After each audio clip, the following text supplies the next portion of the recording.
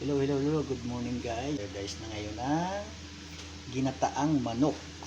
Ayan, sa pineapple. Ayan, ito yung ating pineapple guys. Ginayat na natin yung ating pineapple. And then meron tayo dyan mga condiments. Ayan, bawang, sibuyas, at ating mga gulay, carrots and patatas. Meron din tayo dyan hotdog. And then meron tayo ditong bell pepper na red, pangsahog natin. Ayan, and then may butter tayo dyan. At syempre yung ating manok guys, ating iginigisa, ating inasangkot siya para hindi siya balansa. Syempre meron tayo dyan yung ating nasa lata na coconut milk. Yan, yung gata natin. Kaya guys, sinasangkot siya natin yung ating manok guys. Yan, meron din tayong Knorr cubes guys. Guys, ito yung ating manok. Sinasangkot siya natin para mawala yung kanyang lansa bago natin lahukan. Yan. Tapos, dyan din tayo magigisa guys. Sangkotsahin muna natin ng konti guys. Yan guys, sinango muna natin yung ating sinangkotsyang manok para hindi ma-overcook. Tapos, magigisa tayo na ng ating mga gulay. Yan. Yan guys, yung pinag-anuhan natin, lagay na natin yung ating butter para makapag-gisa na tayo guys. Yan. Dito din tayo. Actually hindi na ako nag-add dyan ng cooking oil guys.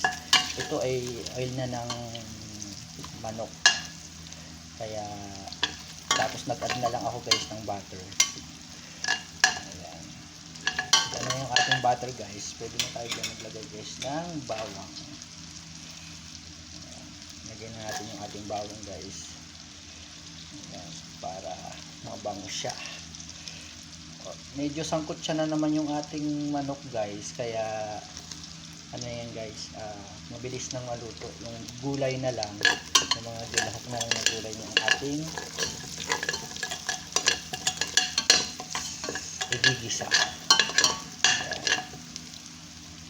Tapos bago ko sa sinangkot siya guys, tinimplahan ko na yung manok. Yan. Yan guys. Yan.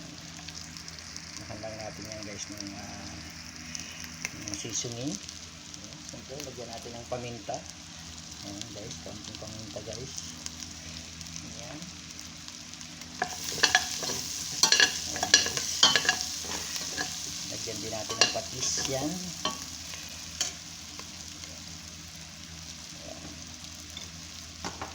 Ano rin natin yung ating gulay para masangkot siya. Ayan. Ang ating carrots, ilagay natin yan. Tapos tatakpan lang natin ng kaunting mga 5 minutes para maluto yan. Dito guys, yan. Isa lang natin sa guys sa butter. Tapos balikan natin yung guys, takpan natin siya guys ng 5 minutes. Yan guys, after 5 minutes, check na natin yung ating patatas at carrots. Yan. Medyo malambot na siya guys. Ikakagisa natin. Kaya, lagyan din natin yung hotdog. Yan. Saka may chili tayo. Yan. Yan guys. Para maluto din siya. Halu-haluin lang natin.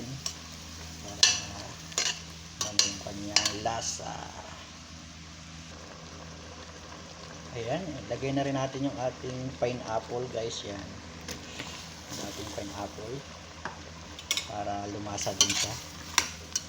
Ayan. Ayan yung ating pineapple guys. Tapos para lumasa siya. Siyempre yung ating bell pepper guys, ilagay na rin natin. Haluin lang natin ng kaunti para maluto pa ng kaunti ang ating mga vegetable. Yan guys, check na ulit natin yung ating mga gulay. Ayan. Balik na natin guys yung ating manok, yung tinanggal natin kanina manok. Yan guys, para lasa din siya doon sa ating ginataan at pininyahang sa gata. Ayan.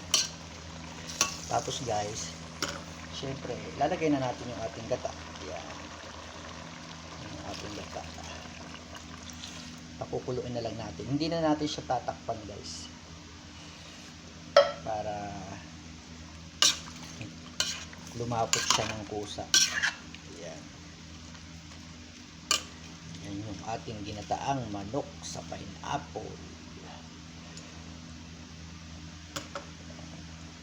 Siyempre maglalagay tayo ng sugar syrup, kaunti lang para pampabalanse. May kaunting tamis at may kaunting hanghang. Siyempre hindi mawawala dyan yung ating nor cubes. Ayan. Lagyan na natin yung nor cubes natin dyan. Ayan. Haluin lang natin ng kaunti. Ayan. Antayin lang natin ng maluto yung gata. Mga 5 minutes.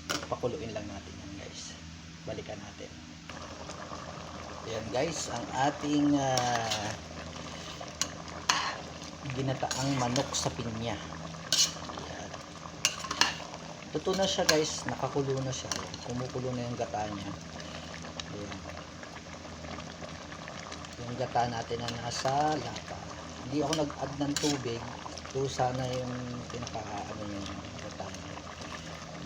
Antayin pa natin na medyo lumapot yun guys. Pero luto na siya guys. Ayan. Ayan. Yummy yummy. Ang ating ginataang manok sa pinya. Ayan. Guys, thank you for watching guys. And don't forget like and subscribe RJ Cooks para lagi po kayong updated sa ating mga simpleng lutuin. Ayan, may kasabihan nga tayo, bawat gising natin guys ay blessing, kaya thanks to God sa our blessing guys. Bye bye, thank you very much and be happy. Bye bye.